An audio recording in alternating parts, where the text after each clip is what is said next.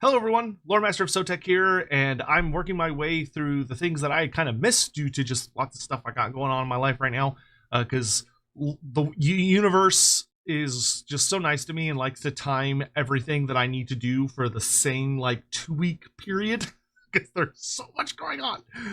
But in any event, I just did the Skull Taker video, and now I'm going to do the Golgfag video. So these will release separately. So if you haven't already and you're like, oh, I love when Sotek looks at the shit that I like to look at because I want to hear his thoughts on things, then make sure to check this one out. But then go check out the Skull Taker one, which I'll have linked down below if you want to check that out. And without further ado, let's hop into it. What you're about to see is pre-alpha footage of Owen to Destruction. This was recorded months in advance, so there's still some placeholders in game. We're really hard at work right now and can't wait for you to get your hands on it at release. Loud, boastful, and in charge. Golgfag Maneater. I love Golgfag. Golgfag sets up his camps, takes on some contracts, beats up everyone in the area, heads off again. Money, meat, and the open road. Life's good when the loot's flowing. I genuinely think, based on all the things that they've shown off, well, let's see how the video goes. Golgfag Maneater. Are you his friend? Look at that Black Orc run for his If life. coin, you can placate him, at least for a time. Okay, can we just appreciate that kickflip that Golgfag just did with his freaking weapon? Look at that skill shot. Golgfag Maneater.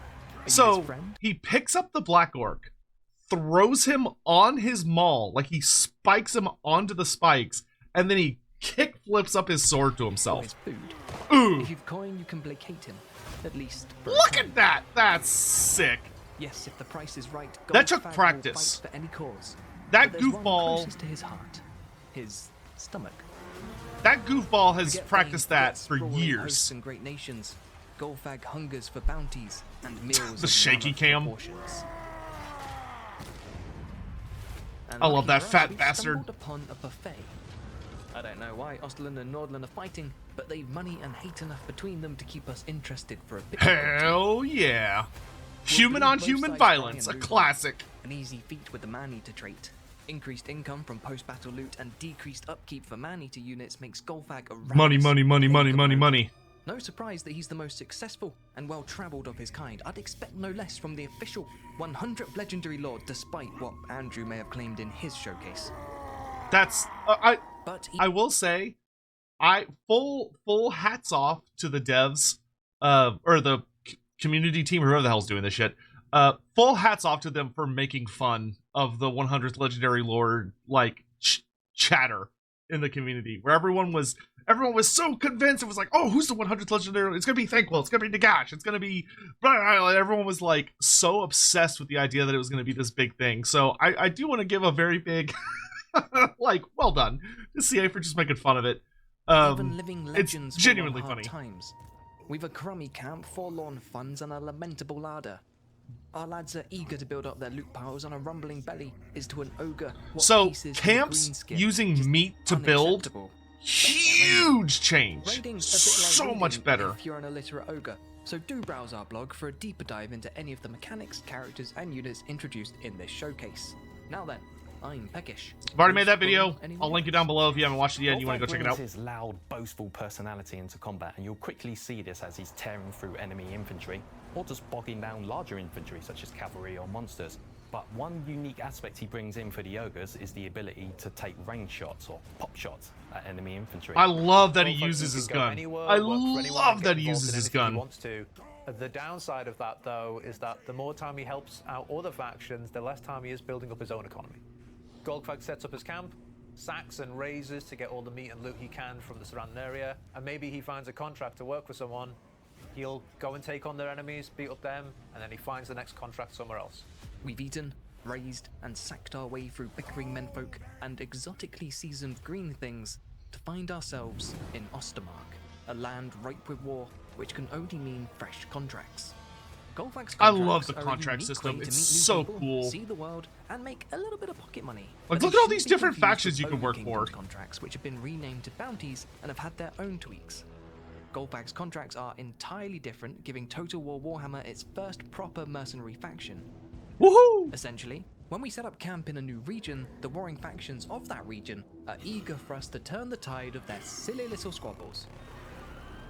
Blood vultures. Yeah, I get it, Count Batface. The Empire's real mean. You got gold, or are we just chin-wagging? This is such a cool, goofy set of Now animations. we're cooking. Alright, yeah, we're in. The way he just like rises up from beneath the wall. That's so great. With the contract accepted, we've now a turn limit to fulfill the requirements and reap the rewards. To fulfill the contract, we must take aggressive actions against the target faction or factions to gain points towards an overall goal. Once that goal is met, the contract's fulfilled, and we can either stay employed to the client or take our loot and find new business elsewhere. Of course, once that contract's fulfilled, there's nothing preventing us from turning around and accepting a new one from the faction we previously terrorized. Oh, please show Vlad popping up under the wall. I get it, Mutton Chop. Vampires are real mean, but they're also quite lean from a meat perspective, so you're on your own, mate. He just throws the sword down. It's great. Set up shop, fight for the locals, eat the locals, take their gold, and move on. That's the life for Golgfag. Each contract takes us further and further afield, our camp forever trailing behind us. Wherever there is war, there are contracts. Some are tempting, but not always in the direction of our heart's desire. In this way, Golgfag edges ever closer to his mammoth meal. Northward then, into Kislev, or, as we like to call it, the Frozen Isle. Contracts are really exciting. It's a completely new lens on the Warhammer world. Normally, you look at territory as, I need to go get this for myself. That's just my new expansion. But now you consider, there's a nice contract here. Do I actually work for someone else and give the land to them? Maybe double cross them later and give it to somebody else. And later again, maybe it should be yours after all. The current army ability system for the Ogres doesn't necessarily take into account what they're all about. They're these large creatures that's all about charging into combat and tenderizing any target that's in their way. Through the rework, we're going to be changing that, so every unit that's charging on the battlefield, the player will progressively gain points to spend on their army abilities. That is such a goddamn good change. The old system was so, I've already talked about this a bit during the blog video, but like the old system sucked so much of like, oh, you got to break enemy units and run them down in order to get ogre points for your army abilities. It's like, oh, well, that's not that great. And in addition, I have to like, it doesn't work well against undead or demons or anything unbreakable. Like, it's just totally useless. So I'm really glad they fixed that. Ogres in Warhammer 3 are already a great race, but we felt that it was missing a little bit of the nomad fantasy that comes from the tabletop. So now we've made camps more important, allowing them to move, changing how they build. We've also made meat more important to emphasize sacking and raiding. So when ogres turn up, gotta send the meat home. It's trouble, and you need to get rid of them as soon as possible. Great Orthodoxy, Ice Court, they taste the same, so what are they fighting about? Don't know, don't care. We're happy to brawl for all sides, so long as the gold and the meat keep flowing. And both are. The camp's growing thanks to our excess of meat, the lads' bellies are full, making them better fighters, and Golgfag's gained a bit of notoriety, earning himself a big name. Big names have altered requirements to gain, and are now more powerful than they used to be. You could say they're bigger than before. But big ogres means big hunger, and meat will now play a more vital role in the ogre playstyle. We'll need meat to grow our camps, manage the effectiveness of our units in battle via the hunger gauge. So the other thing I really like is that instead of ogres now have such a unique thing, which you kind of just saw there, of instead of your army abilities coming through your tech tree, like literally every other faction that has that Warhammer 3 system of army abilities, ogres, it depends on how full their food meter is.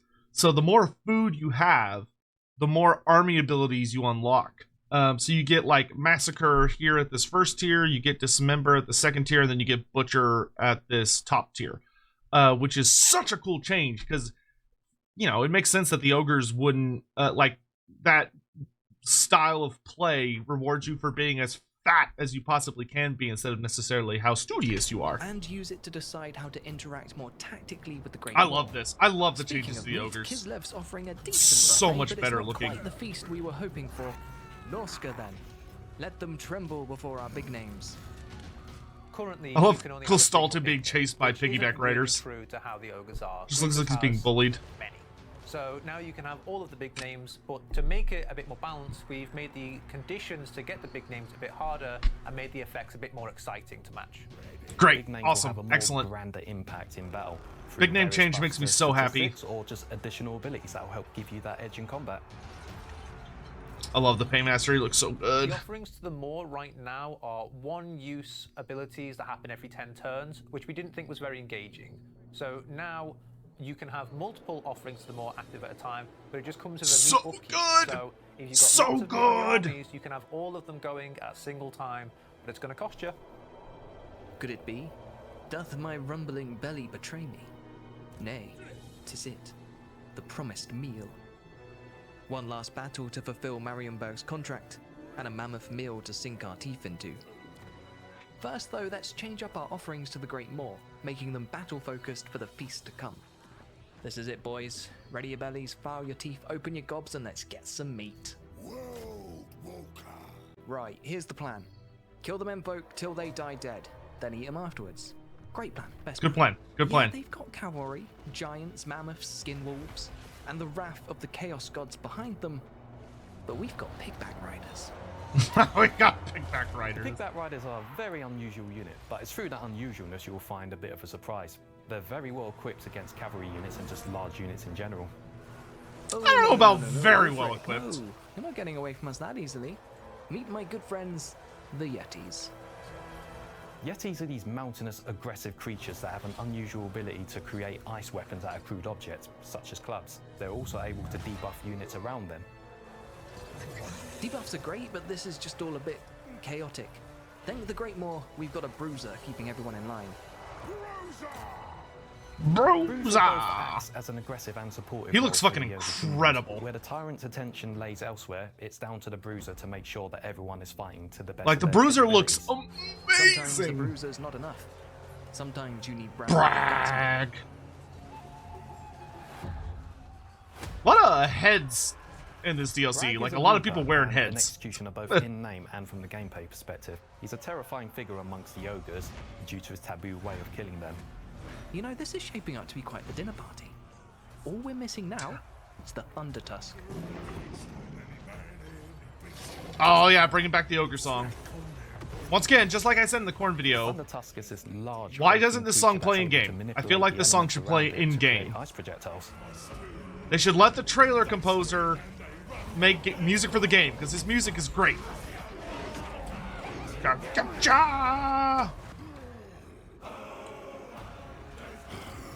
Jumping on me, in our cuts with struggling treats, All that's left tearing wait, no, we didn't for the mall.